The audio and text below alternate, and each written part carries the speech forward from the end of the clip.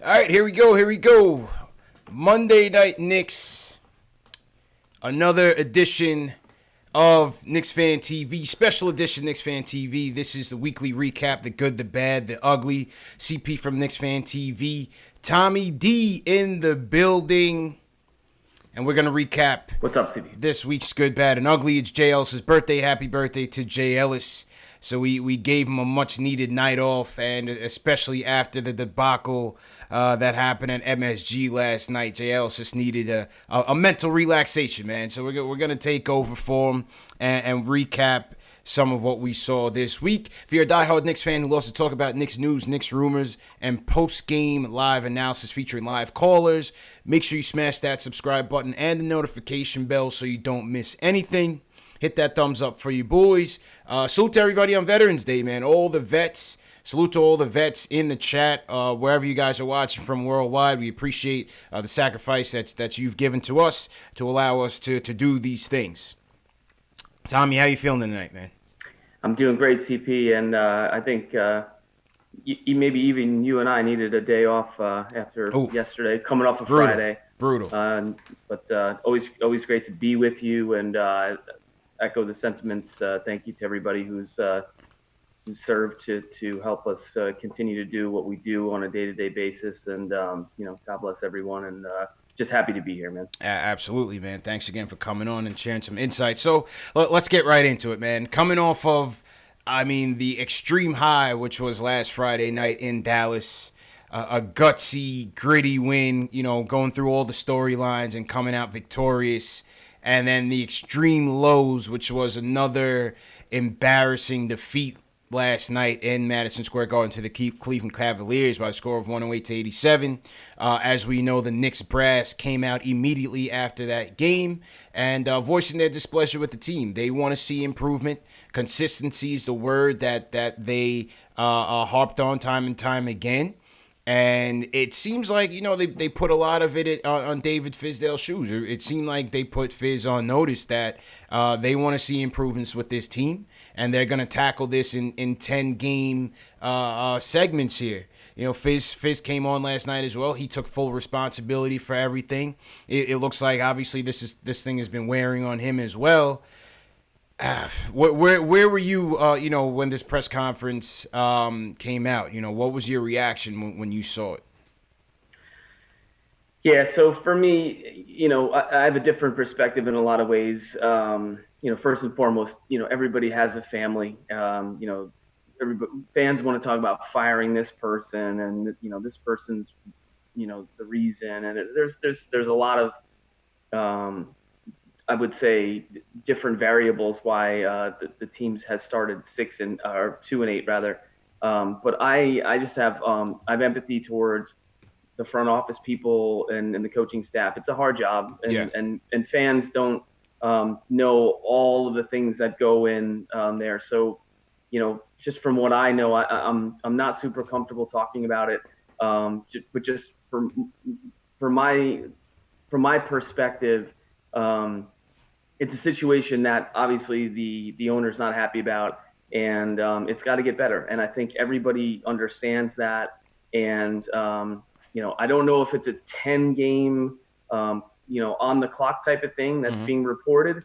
I think a lot that's being reported is coming from sort of outside the organization that I'm not that I don't agree with and don't believe necessarily. But I really can't get into it. All I can say is, these people have families, and we need to be sensitive 10 games into the season. It's obviously a long season. We'll see what happens here over the next couple weeks.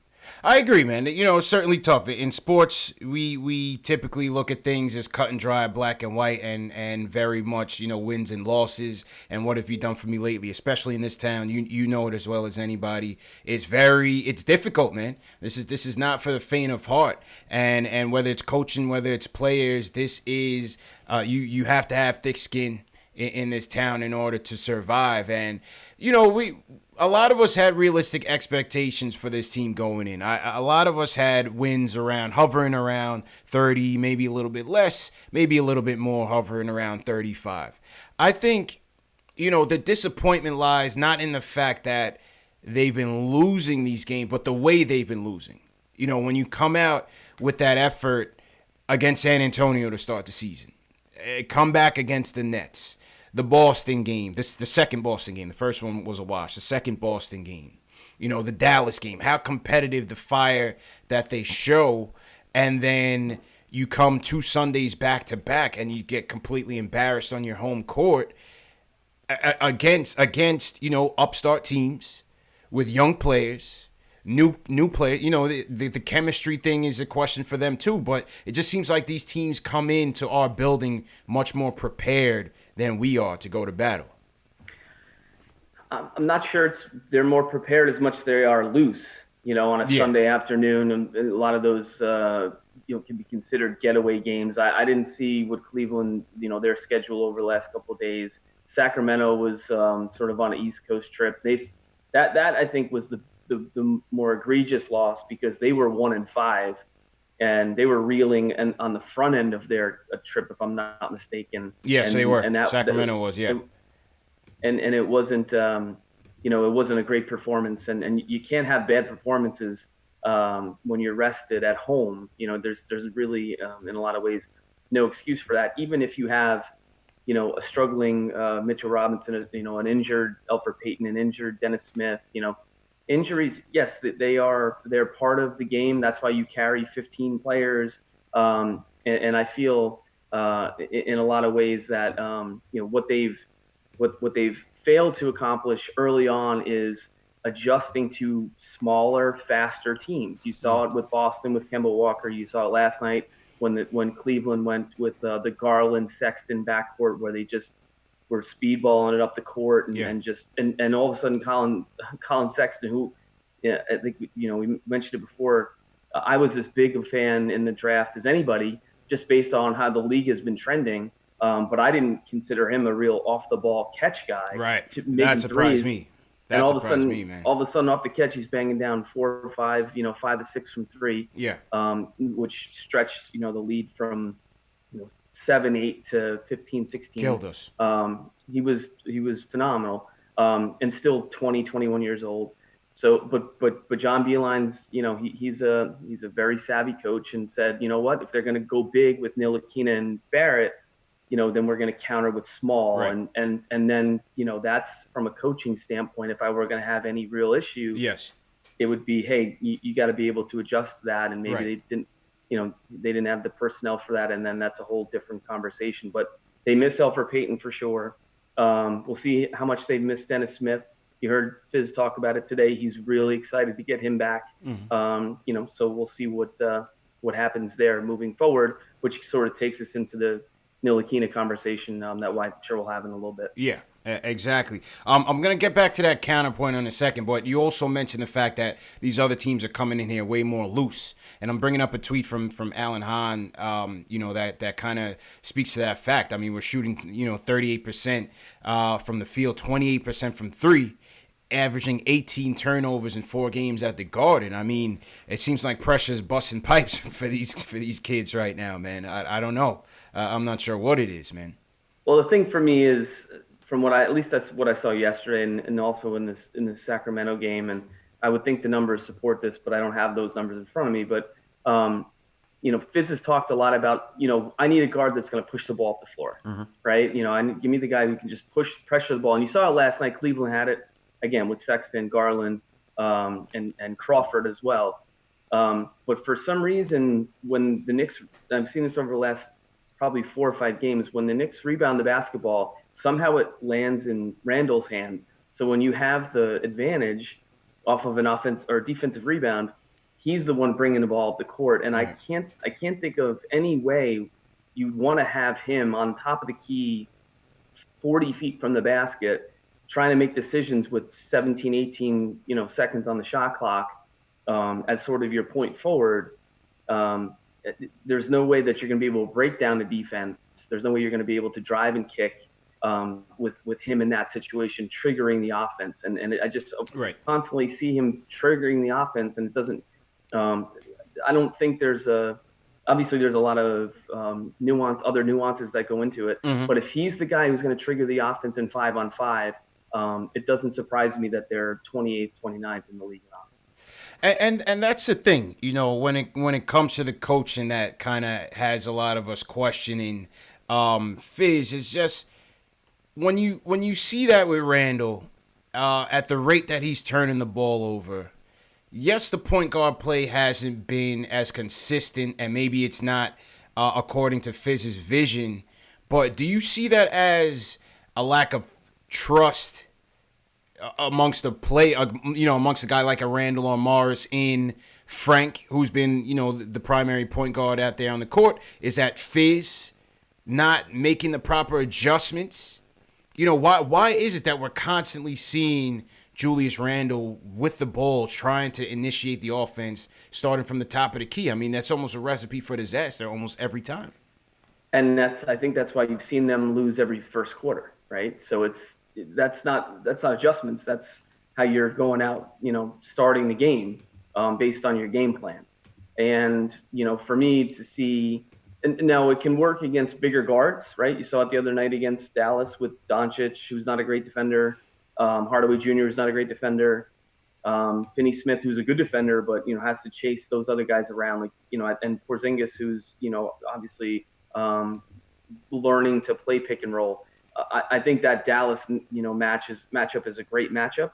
Yeah. But for the other teams that they're playing against and pre-scouting and advanced scouting, if they're going to go out there and say, we're going to play, we're going to put Morris and Randall out there with Portis because Mitchell's out, right? Mm-hmm. With a big lineup, then, we're going to attack them with small, and then we're going to make them adjust. And all of a sudden you're down 14. Then you're climbing uphill at home, and that gives the opposing team sort of a much more life to come in and try to steal the win. And as Clyde would say, that galvanizes a team to come into the Garden and put one on the board. If you're Colin Sexton, if you're Darius Garland, you want to come in. Your first win or one of your early wins of the season is at the Garden. That's something that you're going to carry with you throughout the course of the season, and just have as a badge of honor, moving forward.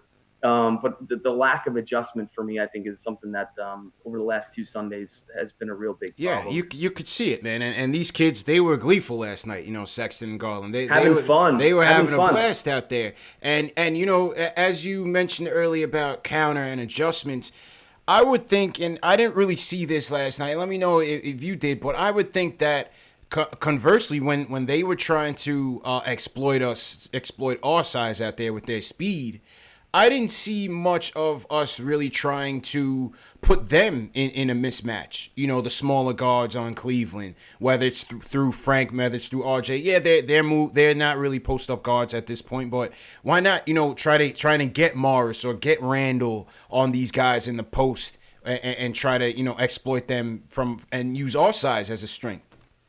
Well, I think they tried to do it with Randall, but Randall ended up on Love or Thompson. And that's an interesting matchup. Cleveland, they can go super small, but then they go super big in the front court with Love and Thompson. I think, to your point, they've tried to adjust. I don't think they've really posted RJ up, but I think RJ's in a funk right now where he's not overly aggressive. The league has figured him out early on. He's maybe hitting a little bit of the wall early. He doesn't want to go to the free throw line, that's for sure. So, do you call those plays in Fizz's defense? Do you put him in those situations where, maybe he gets positioned down low and then they just foul him, and then, his free throw percentage could go lower. That's a real big issue, I think, early on from a coaching perspective. But if you leave him out on the floor, you have to use his size to his advantage, especially against a Sexton or a Garland. And, probably should have done that early on, even if it was posting up Frank too, right. Just trying to do that instead of putting the ball in Randall's hands to try to make plays. I think it's not working. You got to be a little more creative than that, for sure. It's not working, man. And I pull up these stats from Tommy Beer that he pulled out today from NBA Synergy. These are gonna sound familiar. Yeah.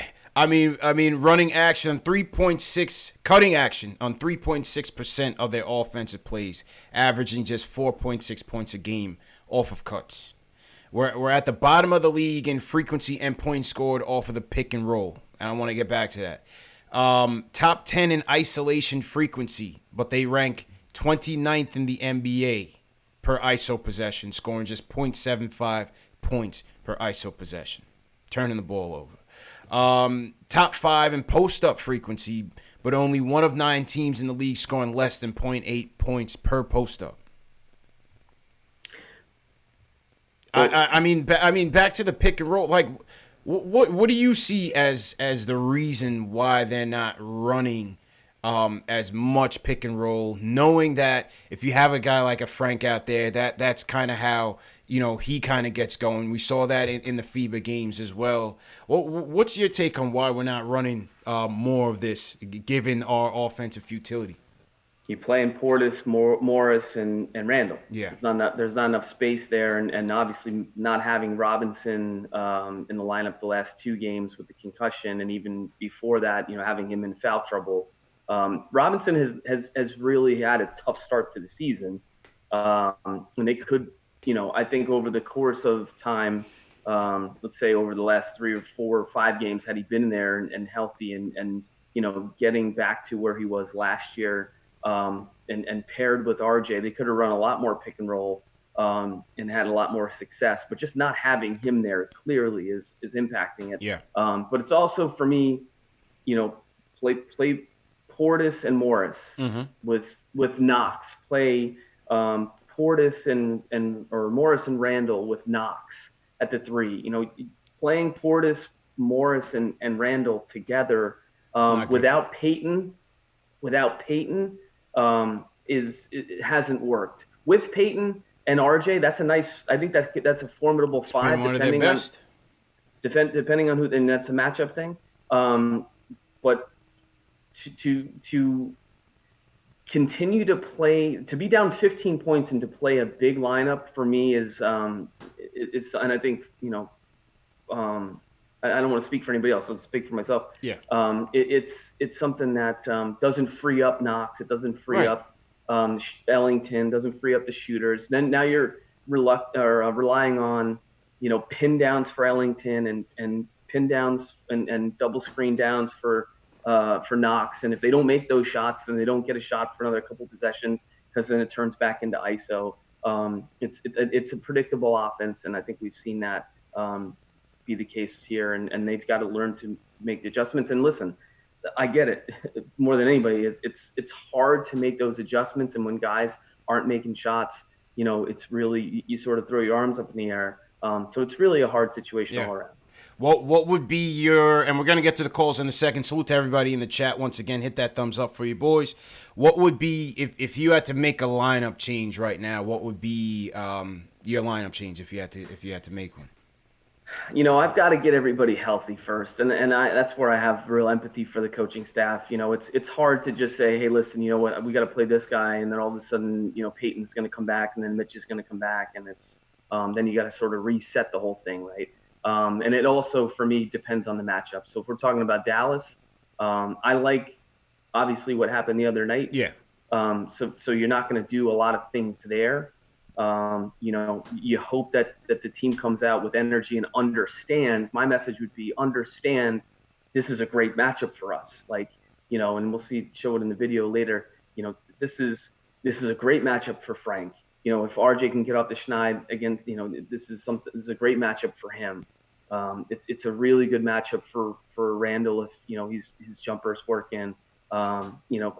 We saw what they could do the other night in Dallas, and I expect that to be a similar type style game. Whether they win or not is going to come down to execution, but it's a really good matchup. So I wouldn't fool with anything for the next game, and then you just take it in the next 10-game clip and the next 15, 20-game clip after that and keep going forward.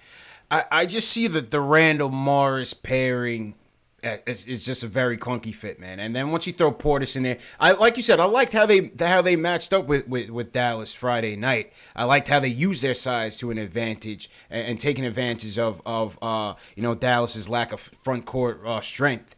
Because you saw all those guys banging down low. You saw Randall, Portis, Taj was getting mixed up down there, and they really exploited it. But other times it's just a very clunky fit. It's just a very clunky fit. I was thinking of something today. I was thinking of Frank, throw Dotson in there, throw RJ at the 3. I would put Randall on the bench for right now, just to have him clear his head. I would throw Morris at the 4 and throw Mitch at the 5. What do you think about that? Mitch has to get healthy first. Yeah. And the minute you put Randall on the bench, then it exacerbates what just happened today, right? That's true. That's true. That's tricky to answer. You're gonna have to. Politics is definitely something that you have to deal with. Then it's gonna say, it's gonna divide, and I will say this. I know I said I would be careful. I would say this. I would say that everybody's on the same page, obviously, because it's about getting these wins. But there's a little divide, and making a decision like that would I think could potentially increase that divide even more. And I don't think that if you're the coaching staff, you want to do that at this point. Just because I don't think it's good for Randall. And he has so much talent that you really need to lean on him, and he's got to work it out, and that's what he's getting paid to do. Yep, I agree with you wholeheartedly. I don't think it would ever happen. I'm just thinking, ideal lineups wise. You could certainly kill his confidence, and like we said, the politics is certainly something that you have to navigate carefully. A lot of today's talk was on Fizz, but I can't help but look at, Steve Mills and his record with this team. And listen, they put this roster on the court. There's no doubt about it. I mean, they came out there in the media day and they said, you control what you control. Obviously, we know we didn't get what we wanted, and this is what they got instead. But it just seemed like last night they put a lot of the blame on, or a lot of the onus on Fizz to get things turned around. But, also they put this roster together. So, I mean, what's your take on that? I mean, Steve Mills, he's 165 and 337 as president of the team, man. I don't think in any other sport a president survives that long, man. We know this is Dolan's, confidant and stuff like that, man. But sheesh, that's rough, man. Well, he's never coached. And I would say the last couple of years have been the first few years, at least the last 2 years since they've let Phil go, that he's, in charge of making the decisions and being the front-facing part of the organization. And what I saw the other night wasn't a throwing sort of, not that you said this, but I've read this. It wasn't throwing the coaching staff under the bus. It was more, in my mind, hey, we want to be accountable for this as much as anyone. And I know this was a thing because I used to text back and forth with a lot of people who were in obviously asking a lot of the questions within those scrums. And,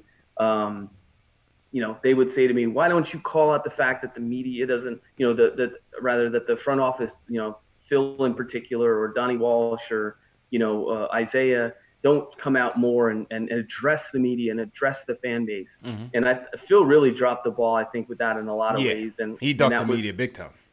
Well, and that's 100% true. And I think what Steve and Scott are trying to do now is not be that way and show that there's a big difference from that regime. And I respect them for that. I don't think it was anything about the coaching staff. I think it was just more, hey, we're in this too. Like, we're not just going to let Dave stand in front of the media by himself. Like, I think it was impromptu. Maybe it wasn't something that, but again, after the game, coach does his job and then they have to do their job as well. So I didn't consider it necessarily a disconnect. I just think it was, we needed, which is what Steve said. We needed to, we needed to address this, and that's why they were there. I think Dolan's pissed.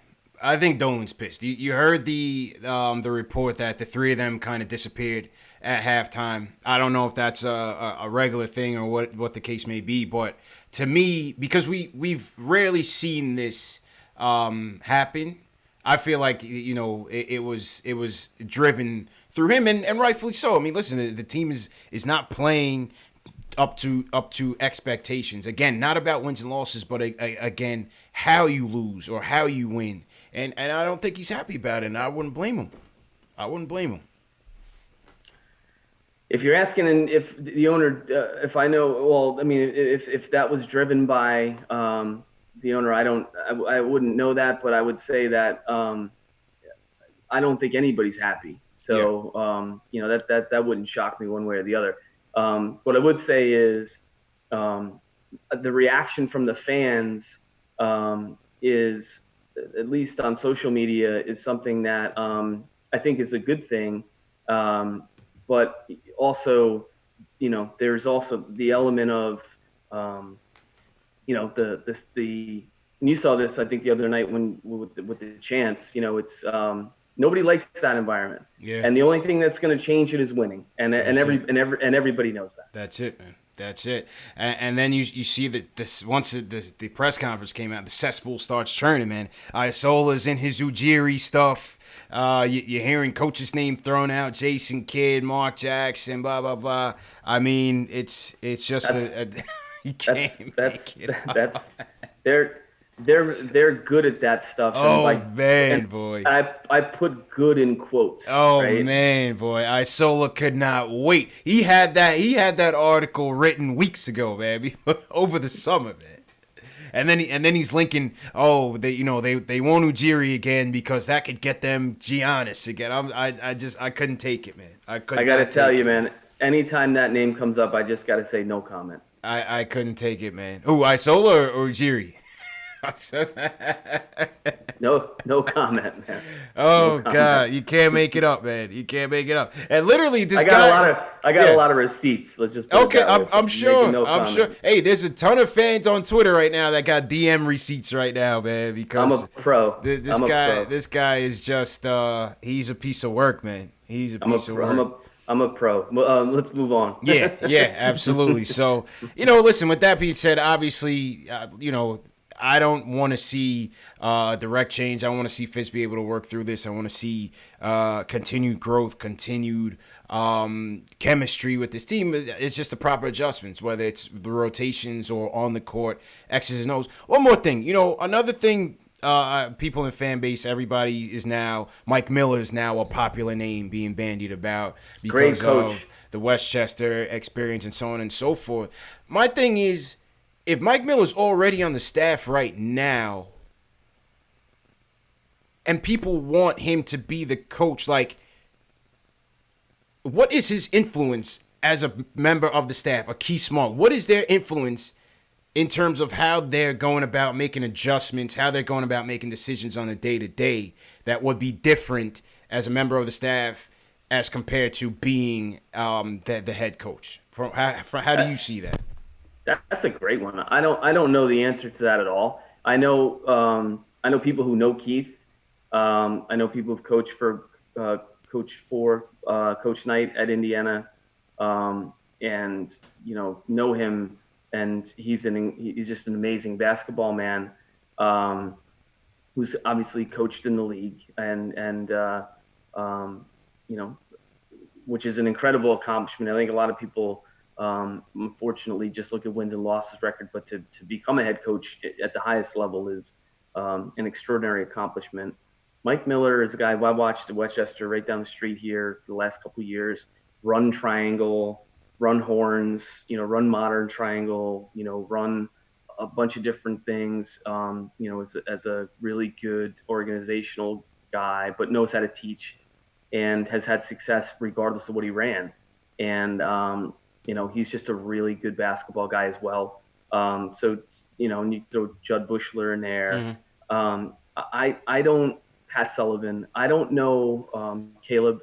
I don't know any of those guys personally. I just know what I can see as a basketball person. Mm-hmm. And they'd all be great head coaches in the NBA. I mean, there's 200, 300 guys who could be, and women who can be great head basketball coaches in the NBA. What it comes down to is obviously being able to pair talent and be able to make adjustments during the game and maintain health within the team, which is outside of their control. Right. Which I think is a big issue that's happened here the first 10 games that not a lot of people are talking about in Fiz's defense. But at the same time, it's as Bill Parcells would say, you are what your record says you are. You are what your record says you are, man. That's it. That's it. I don't know if there's anybody on the bench there that would have made this team, 3-7, 4-6, 9-1. But what I know is they're 2-8, and they got to figure that stuff out. Well said, man. Well said. Salute to everybody in the chat once again on this Monday night. I want to shout out Cohen Giali Brosnan. He's checking in from Melbourne, Australia. He says #new. Listens to every episode on Spotify. Remember, guys, these shows are also available in audio podcast format. Google Play, iTunes, Spotify, Stitcher, Amazon, Alexa as well. Definitely want to shout out D. Pleasy in the chat. Kashim Nevens, what's going on? Ari, how's it going? Lily Phillips, Taya Clay checking in from San Antonio. How's it going? Apple Fanboy, how you feeling tonight, man? Z-Man, how you feeling tonight? If you guys are new in the chat, give me a #new so we can shout you guys out. Freddie Gonzalez, what's going on? Paul Quick, hey, says #LA by way of Brooklyn. Shout out Paul Quick. Alex Krampus checking in from Astoria, #new. So salute to Alex. All right, so that was the ugly part of the week. Let's get to a couple calls and see what you guys want to say. Let's start from James from Rochester. What's going on, bro? Yo, what's up? How you doing, man? I mean, David Fizdale has to be the worst coach I've ever seen in my life. I mean, seriously. Coming in hot. The Knicks running? Coming in hot. I mean, seriously, you know what? You could run the Knicks offense better than this guy. He's so freaking bad. So bad. Like, I don't understand. There's no pick and roll. There's no spacing. There's nothing.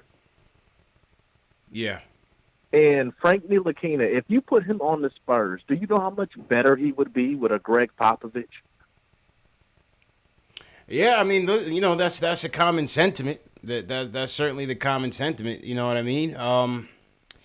I think what we did see some good flashes from Frank, though. And we're gonna get to that later on in the show. Obviously, the Dallas game was a nice example of the value that Frank can bring to this team.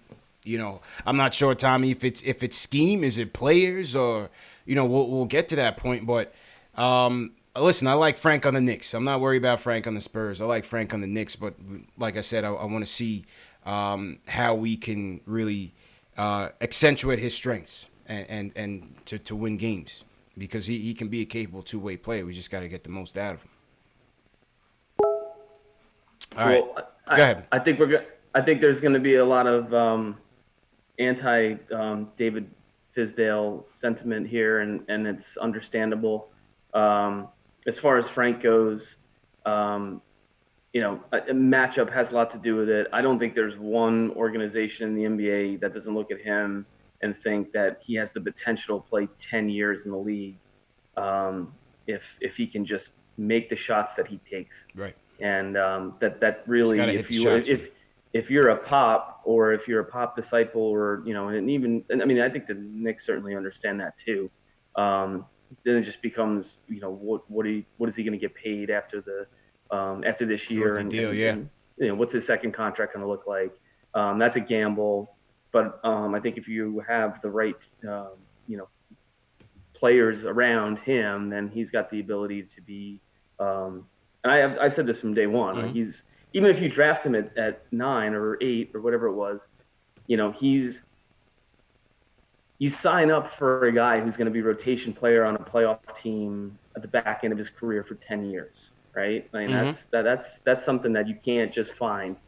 So I feel like the organization understands that. I don't know that to be the case, but any organization will look at him and say, this kid's going to play physically. He's going to be able to play for 10 years, 12 years, if we can just get him to make the shots that he takes, because he never takes a bad shot. Agreed, man. Just got to knock him down. Will from LI's up. Will, how you feeling, bro? What's going on, CP? What's going on, Tommy? How y'all doing? Good, man. How you doing, bro? What's up, man? Uh, Let me first say off, happy birthday to Jay Ellis, and happy Veterans Day to all the veterans that are in the chat and everything, and out there and all that good stuff. Let me get right into it. I'm gonna be on my Ari shit today, and excuse my French. Okay, I know Ari's on the line. I know he's about to hop in here. I'm about to beat him to it. Man, I am so upset, and it's like, don't get me wrong. I think Fizdale was just here to get the free agents. He was here to attract free agents. That's what it was here for. They were like mad on his ability to coach, but it's all about his reputation through the league and to attract Kevin Durant, attract a Kyrie, attract a Kawhi Leonard. That's what he was here for. It didn't work out, but the way I feel about it, you gotta lay with it because everything that they said was that they are not going to be the old Knicks that just flipping through coaches. They want consistency. And it's like, how are you going to preach consistency but you're turning over the coach? You made the decision to hire David Fizdale over probably better candidates, but it was all for the free agents. Not saying I would have done the same or not, I don't know. But you have him. He's here. You go through the 4 years, and after it, you don't re-sign him, and then that's it. Because it's like, I have a cousin who's a Lakers fan. He hates the Knicks. He gets off at every time that the Knicks are on roads, tweeting. He loves it. He loves the mishap, right? So it's like, today I was explaining to him exactly what's going on. Like, no, bro, you see, listen, we never wanted Fizdale. Fizdale was here for Kevin Durant. We didn't get him. So now we got to get rid of him again. And as I'm saying this, it sounds stupid. The whole thing sounds stupid. Listen, the Knicks can't keep doing this, all right? Especially with this whole thing with Masai Ujiri and all this other stuff. Consistency. You sign David Fizdale for 4 years. You hold on to him for these 4 years. You live with the record. Don't get me wrong. At this point, I'm used to losing. Okay, it's just a sad, abusive relationship. I'm used to losing. All right, but what I'm not used. But you told me that you're not going to be the same old Knicks. This sounds like some same old Knicks-ish.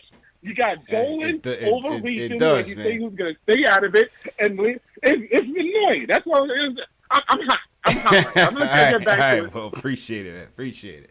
Oh, listen, I think I do agree that, they felt that Fizz's relationship around the league would have helped them attract some of the guys. But I also think that they wanted a young upstart head coach, Tommy. I mean, what do you think about that? Well, I think when you look at Fizz's resume, it speaks for itself, right? And that's not necessarily his relationship with LeBron and Dwayne Wade. I think it's, what he had to have learned under Pat Riley, under Eric Spoelstra, under Ron Rothstein, under, that organization that we all know going back a long ways was not an organization before Pat Riley got there. Right. So and I say this a lot about the Pat Rileys and the Jerry Wests and the Masai Ujiri's, the great executives. They're like franchise players, right? They only come around once in a generation. Mm-hmm. If you think about it. And the Knicks did have Riley here. So I think that was a selling point, and what he was able to do in Memphis certainly, actually, obviously he should have gotten another shot as a head coach. So I think the hire was not necessarily just to attract free agents. Right. And I think it was, to your point, to bring in another young up and coming coach to instill what he's learned as an assistant over the years. Right. And I'm not sure we've seen that yet. I don't mean to say yet as in we're not gonna see it.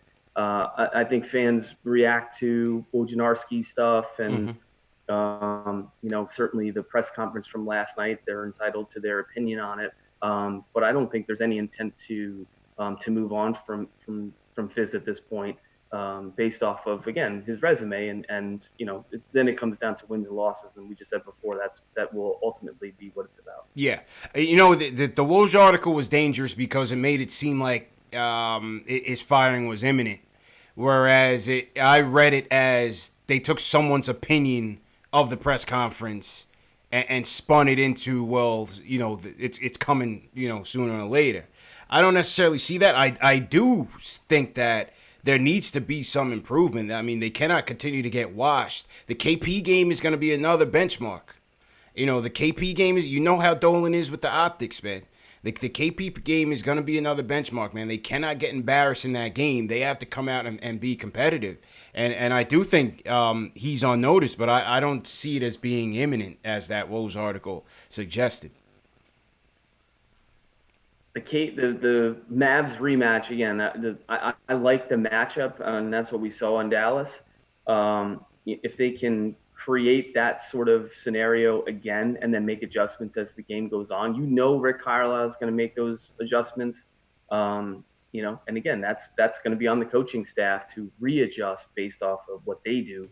KP is going to be pulling from, between half court and the 3-point line. And, he's out for blood.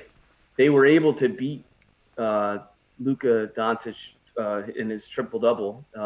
And what they also were able to do in order to win that game at the end was to expose KP's inability to get a big defensive rebound. Gibson did that, and I believe Portis did that on another occasion. Frank tipped one out. They were able to. KP's not a great defensive rebounder. We've seen that. We know that. So hopefully they can keep the game close at the end, and have that matchup be at the end of the game. But at the end of the day, if they start drilling threes and Tim Hardaway Jr. comes down, he starts drilling threes, and Courtney Lee comes in the game, he starts drilling threes. Courtney Lee revenge game, it's gonna get ugly, man. and then that's not going to be good. It's going to get ugly, man. Salute to everybody in the chat. Once again, hit that thumbs up button for your boys. Once again, this is Knicks Fan TV, CP here. My man Tommy D joining us tonight. If you're a diehard Knicks fan, make sure you guys hit that subscribe button below and the notification bell. Tommy, also, we lost your video, but we'll get you back on. Also, throw in the links to your podcast as well, and the mods will also distribute that. Let's, if you guys are new in the chat, leave us a hashtag new. Also, leave your cities in the chat as well, so we can see where you guys are tuning in from. All right, let's go to Greenhouse from Jersey. He wants to talk about the lineups. Greenhouse, how you feeling, man? Hey, what's going on, CP? What's going on, Tommy? Salute to you guys. Thanks, man. How you doing, bro? What's up, man? I'm chilling, man. I just wanted to talk to you about that lineup you talked about earlier. You said Frank, Dotson. Mm-hmm. Who you say? You said RJ at the 3. RJ at the 3. You said Morris. And you said Mitch. Mm-hmm. I messed with that. That's actually a lineup that I was thinking about. Knox come off the bench, Tria right after him. But see, the thing is, like, Tommy was right. I don't think you could really bench Randall, like, right now. It wouldn't happen. Like, even this year, I don't think. But I feel like he'd be great coming off the bench because you really – Mitchell is going to get into foul trouble right now, but if you're trying to develop him and if he does get to that point, that'd be great. Transition into that, make that your excuse. You don't have to let anybody down. I feel like that'd be a solid – like, if we can get to that lineup toward the end of the year, I'd be actually pretty grateful. Yeah, I mean, appreciate the call, man. I mean, I like it. It's certainly – I think it's a balanced lineup. I think it spaces the floor nicely. I think you could still have a nice defensive lineup out there. I just, like we said, I don't think they would entertain benching Julius at this stage in the game, but it is what it is. All right, let's go to Rico in New York. Wants to talk about the point guard situation. Rico, how you doing, man? Good. How are you? Good. What's going on? So, I was wondering, I mean, like, I know that Alfred Payton and Dennis Smith Jr. are coming back, but, I mean, Frank's been playing a little consistent. I mean, but you still got to give Dennis Smith Jr. and Payton a shot. I mean, I still probably put Alfred Payton above Frank right now. I mean, the guy averaged 8 assists last season. And with him in the game, I feel like Randall wouldn't have to dribble the ball so much because he's a floor general. So, I don't know. You tell me your take. Would you still have Frank? Or would you put Payne back in there? I mean, my opinion, and Tommy, I'd love to hear yours. My opinion is we know what Payton is. We're still trying to figure out who's the future at the point guard position right now? Personally, I don't think it's Peyton. I like what he can bring to the team. I'd rather see him as a security blanket, and I'd rather Frank and DSJ get the bulk of the minutes to see who's gonna be the future. You have a point guard draft coming up. There's a big decision to be made here, and I'd rather see the two of them get the bulk of the minutes on this team and kind of have Peyton as a backup. I do see Peyton, his chemistry with Randall. He's a solid vet. He's a pro's pro. Obviously, he can run the offense, but I just rather see it come down to those two guys. Tommy, what do you think about that? Well, I think you have to look at the sort of the schedule coming up, and I think Dennis Smith is probably another 2 to 3 weeks away. We've seen it with the Giants with Saquon, right? Saquon got hurt. Mm-hmm. He comes back, everybody gets excited. That's great, but he's not been the same. He's player. Not healthy, man. So you're looking at probably another 2 or 3 weeks before he's the player that we saw last year. We still don't know who Dennis Smith is. He's definitely not. He did not have a Saquon type rookie year or even second year. So injecting him back in the lineup, which is something that the coaching staff sounds like they want to do, to me is not the answer yet. I think I think both needs to come back healthy, allow Frank to continue to build up his confidence. We've seen what he's been able to do thus far in November, and we'll talk to the video here in a little bit. But he's such a good pair with RJ, who's going through a slump now. So you got to factor that part into it as well. But I think the best player right now at the position is Peyton, and the best complements, depending on the matchup. When you look at the schedule, mm-hmm. Depends. Maybe it's Trier, maybe it's Dotson.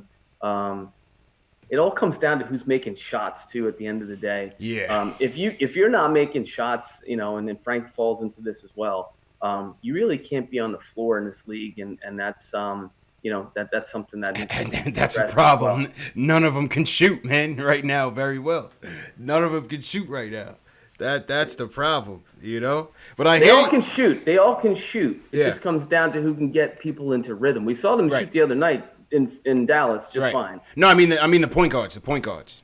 Well, Frank made shots the other night too. He did. And and Peyton off the ball has actually been very effective off the catch.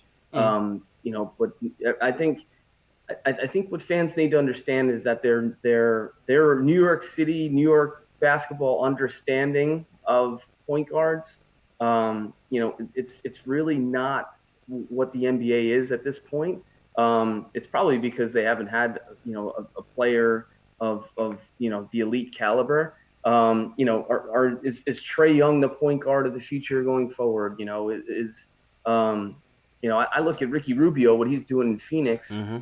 Who can't shoot either. But they're 6-3 and they just beat the Nets last night. So, the point guard position is not as clearly defined as it used to be, is my point. So, that's going to be an interesting thing here going forward, who emerges. And maybe it's someone who's playing in Chapel Hill, North Carolina right now, who I've watched since he was about 13. Hey, I'd love to see it, man. I would love to see young Anthony light it up out here for sure, man.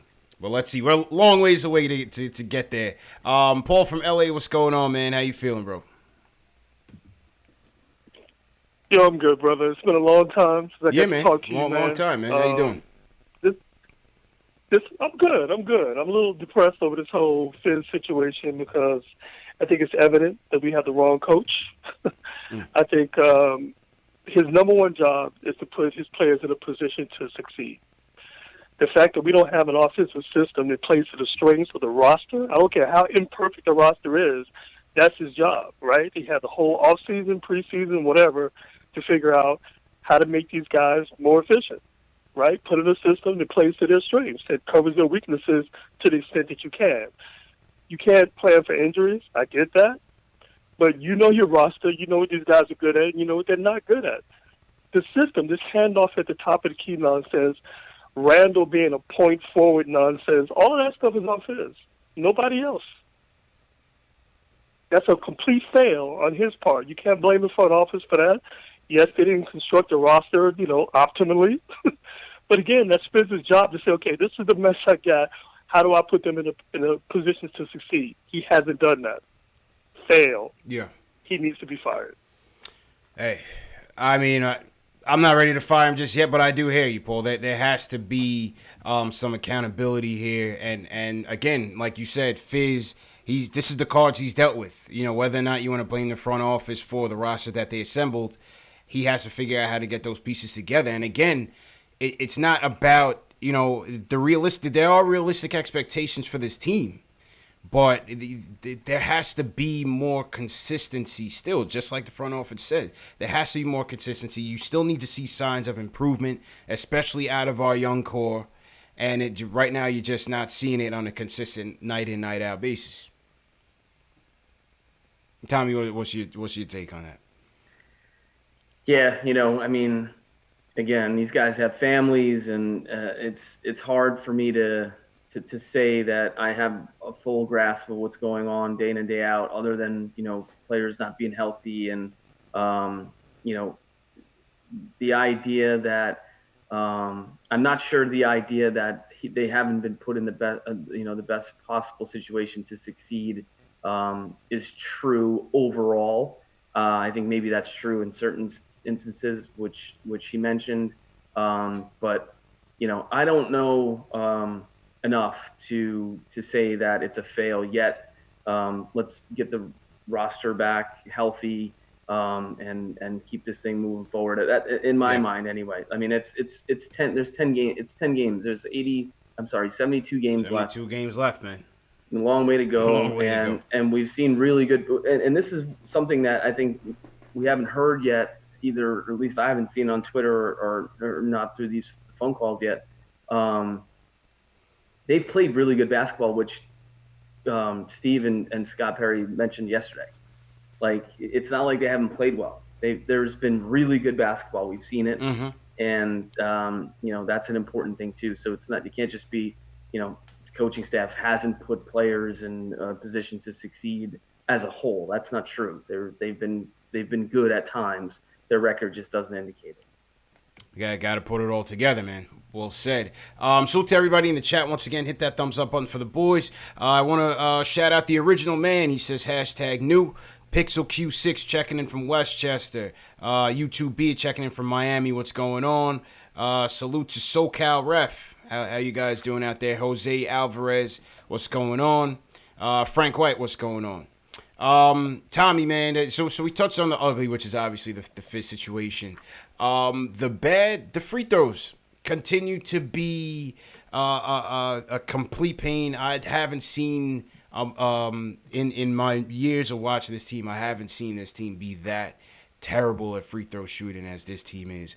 Once again, we lead the league in we're top six. We're top six right now in attempts, and we're at the very bottom in free throw percentage, man.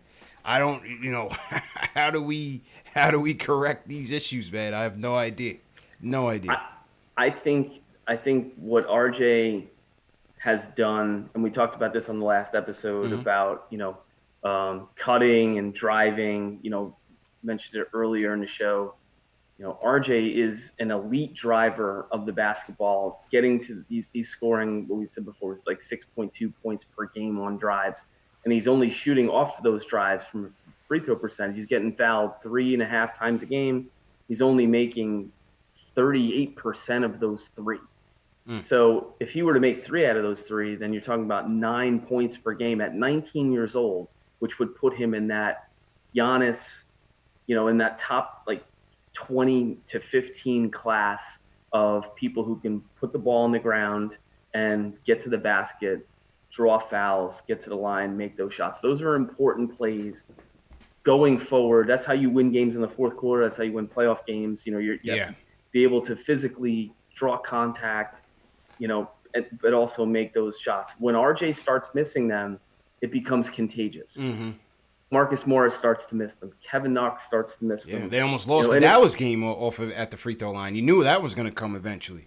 And it's not all just on RJ. I just think it's because he struggled.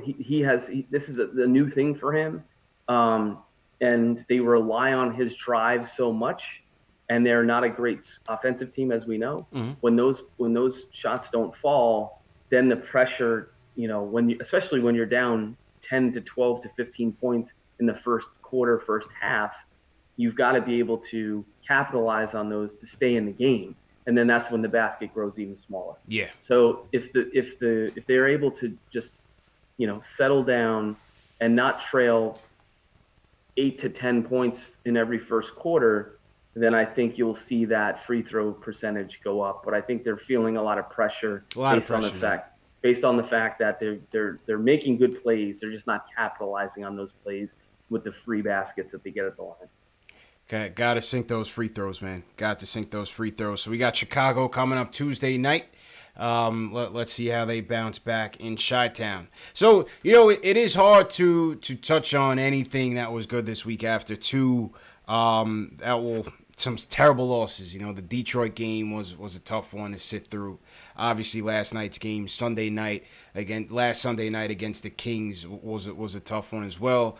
But through it all, I think we have seen again some signs from Frank that was pretty positive, man. And Tommy D threw together some film and some stuff that he saw out of Frank that was pretty noteworthy this week, man. So Tommy, I'm kick it over to you, man. Whenever you're ready, let's take a look at how we got him going this week.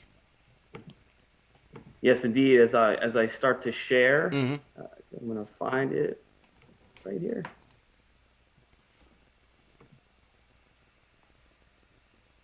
Positive indeed, and I think what everybody was talking about, and this was a great quote for me from him. This was last year. Still far from my goals, and I want to keep going with that. He's still a very young player in this league, and when given the opportunity, we've seen some flashes. And this is another thing, the simpatico with R.J. Barrett, right? Mm-hmm. This is what he said after the game in Dallas. I told you Frank is solid. He can do the same thing every night, be consistent. He's been doing great for us. Like, the look on RJ's face and another thing that nobody talked about, and I tweeted about this the other day, when RJ missed the 2 free throws at the end of the game that could have iced it, Frank came over. They talk a lot in French. Like, there was some big brother stuff that was going on there that I don't think enough people talk about. They've got a real bond there, and that's terrific. But what you and I talked about was this idea of no hesitation. And obviously we saw it first and foremost, when he was able to attack the closeout from Doncic and try to dunk it on Porzingis, which I still to this moment cannot believe that they overturned this call, because this was an obvious foul. The right arm to the chest was a foul, and overturning it was ridiculous, especially when you saw Fizz try to overturn the call last night anyway. Not the first time that we've seen Frank be aggressive against the European center. Last year we saw him dunk on Gobert, which I think was interesting. But the Stifle Tower. But this for me was really great, and what got him into his flow and is important. And when you see who's on the floor, RJ's in the corner, Taj Gibson, obviously Morris, and Randall's in the corner. No Bobby Portis, nobody clogging the lane. But pay particular attention to Doncic cheating, which allowed for Frank to not hesitate from this left slot. I slow it down here a little bit. Here's the cheat. Cheating on Morris, yeah.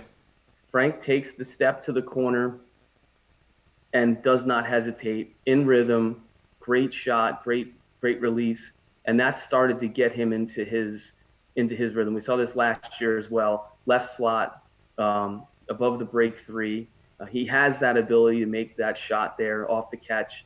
And, if you're a guard coming off different places and different breaks, you can see that you can pass it to him with confidence that he can make it. This year, before yesterday, played 8 games, 44%, 63.9 effective field goal percentage, and 41.2 from 3. That's certainly a step in the right direction, something to be very positive about when you're talking about a player's development. Last year, 30% from 30, took 37 shots. It's not terrible. It's very capable. Here's another thing as a point guard that you don't see enough of. pushing the ball up the floor, which you didn't see a lot last night because Randall was doing a lot of that. But the reset, right? Reposting Portis to get him a shot in rhythm that he was able to make. Just point guard stuff. And again, we talk about the simpatico with Barrett. Create the space.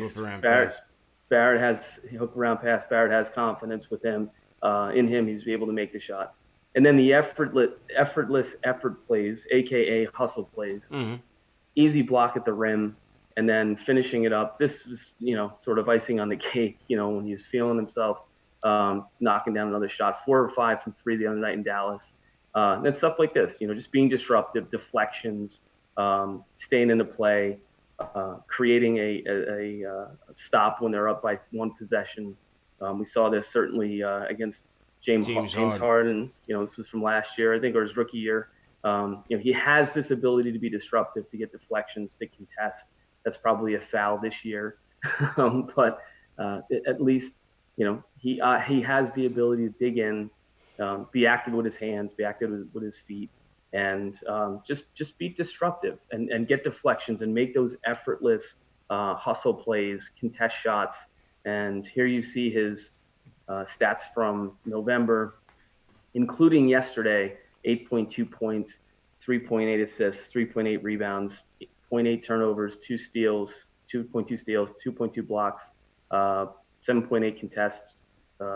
Yesterday, he had a little difficulty with Sexton, which made the defensive field goal percentage go up. But again, all in all, a lot of positives here. Hopefully that they can be built on going forward. And again, this is a player who has all the ability to be in the league for the next 10 years.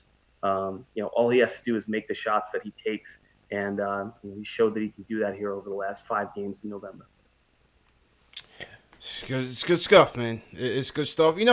Like I said, I tried, bro. I tried. I definitely appreciate it, man. The thing with Frank is, again, the potential. That Friday night with Dallas, as you said, I just wish that they would trust him a little bit more. I don't know. Again, I don't know if it's the players or if it's Fizz, but I want to see the ball in his hands more often than not, because I just feel like good things happen, as you showed with the Portis, with the repost, just getting guys in the right position. I love that, don't you? Yeah. That was, and he can do that as long as there's a mismatch there, and there's no mismatch when Randall's on top of the key, and whoever's guarding him. Like, he's not going to pull up from 35 feet to shoot from the top of the key. He's got to get down on the post as well. But if he's not beating guys down the floor, and you hear Fizz talk about this a lot, like, we need to push the ball down the floor and try to get easy baskets. Portis you got down there and established position. There was good defense there. Kicked the ball out to Frank, right back in on the repost, and he got a really good look from Portis, who made the shot. And that's really smart basketball. It's a mismatch. Portis is able to take advantage of it. It's not necessarily a 3-pointer, but it's a good shot in rhythm against a mismatch, and you take that every time, for sure. It's a good shot, man. And as you said, that moment when RJ did miss the 2 clutch free throws, Frank kind of rallying the troops, brought them together in the huddle. He was in his ear, Fizz was in his ear as well. So he has those leadership qualities as well. Again, it's just putting it together, man. And that's why I want to see, again, I understand your sentiments on Peyton kind of being, the better fit for the team right now, especially where they're struggling. I just rather see Frank get that opportunity to kind of work through his kinks, be more confident out there, work through his passive tendencies, because they're still there. They're still there. More so than we like it to be. But I think this Dallas game, the Boston game, you saw how he can impact a game on both ends. And I think you have to get stops in this league, man. I know it's an offensive league. I know it's an up and down, high octane pace and chuck up 3-pointers and everything. But listen, it says something when you have a guy that can get that pin down block on Tim Hardaway Jr., come back the other way and knock down a 3. That's a back-breaking, momentum-breaking play right there. And you need that from a guy. No question. And I'm loving looking in the chat, because if this were Saturday and we put that video up, it would have been nice. everybody would be saying the exact opposite. But I know this, and you know this as well, and it's just so awesome to be with you, and the fans are great, and that's what makes New York New York. And listen, everybody involved, whether it's the front office, the owner, coach. I've been doing this a long time. I know this to be true. Everybody just wants to win, and what the league now is less, I think, about developing young players in big markets as much as it is, sort of obviously great players pairing up together. But just because that didn't happen doesn't mean that this organization is not in the right direction going forward. They still have flexibility. It's so funny. I watch, when I go back to 2009, 2010, and I hear everybody talk about, this trade where they traded the picks and, they signed this bad contract. They haven't done any of that. And it's still, here we go again, typical Knicks. It's not. There's flexibility. There is a plan. And maybe it's not the right plan. Right. Maybe there were plans that have come before this that didn't work either, which makes them not great plans. Let's just you just have to continue to have hope, and that's where we're at. This is still uncharted waters for a lot of us in this fan base, man. All the picks, all the flexibility, picks, right? All the flexibility. We have not gone through a proper rebuild in developing players, and that's why I still stick with this Frank thing, despite what people say, and everybody expects him to be a star, shoot out the gate of the lottery pick. I'm not even going to go there with that, but we have to. This is what development is about.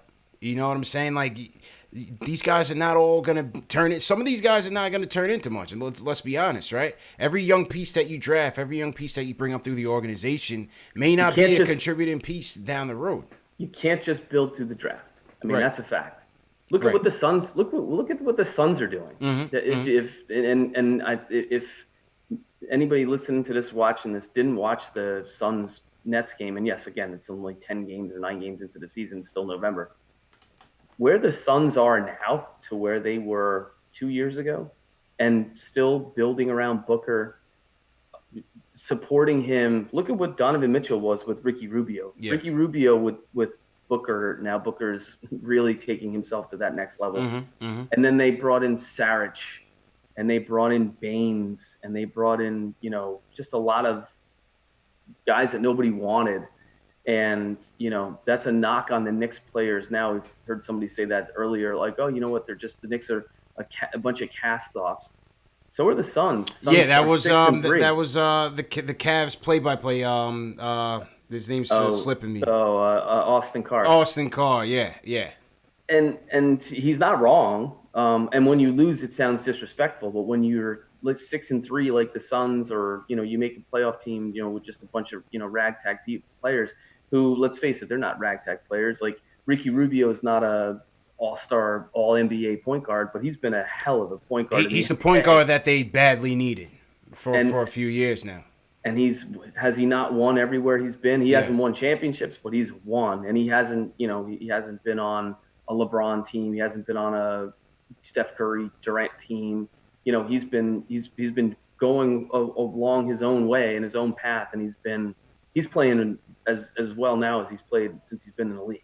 Hey man, the kid's been a pro since been 13, man. He knows what to do. He knows what to do, man. So Suns definitely found the right veteran pieces to get them off to a good start and surround their young core with. So that's what we're looking for right now, man. That's what we're looking for right now. But Tommy, signed for 6-3 right now, wouldn't we?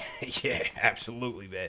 Well, let's just start tomorrow night in Chicago, man. But just want to definitely thank you for coming on tonight, providing the insight, man. I'm gonna throw the screen on to you. Just let the fans know where they can find you, man. CP, always a pleasure, man. Tommy D, or patreon.com/Tommy D. Just do a bunch of scouting stuff. We talk a lot. Our patrons are amazing people. We give back. We do a lot of great things for a lot of different organizations and communities. And it's all about just talk basketball. Be good to the game. The game will be good to you. It's been good to me my entire life. And I'm just happy to be a part of Knicks Fan TV and providing the X's and O's. I love the X's and O's part of it, and hope that comes through. And again, just pumped. I believe they're continuing to move in the right direction. I know I'm coming on here after a bad loss against Cleveland, but they have, again, it's about flexibility in the plan, and I believe in what they're doing. Hey, well said, man, and thanks again for joining us. And salute to everybody that joined, man. Tonight we had about 500 in the chat tonight. Salute to everybody that came in on this Veterans Day. Hit that thumbs up for your boys. Salute to everybody that was watching on Facebook, Twitter, Twitch as well. Salute to everyone that was watching on the Nick of Time show. Happy birthday, Jay Ellis. He couldn't join us tonight, but I'm sure he's enjoying his birthday. Tuesday night, tomorrow night, we're right back at it, man. Right back here on Knicks Fan TV. Knicks versus Bulls post-game live. We taking more phone calls. Hopefully we get a win and getting your reactions to all of it. And once again, want to salute to everybody again. Chen, all the mods, appreciate it. Craig Williams, Tack, Jack Peters, thanks again. Delano Steele, thanks again. Ari, almost retired NYK, we thank you guys, man. So you guys have a good evening, and we'll check you Tuesday night, man. Make sure to subscribe to the channel, hit that subscribe button, hit that thumbs up, and yeah, see you Tuesday night. Peace.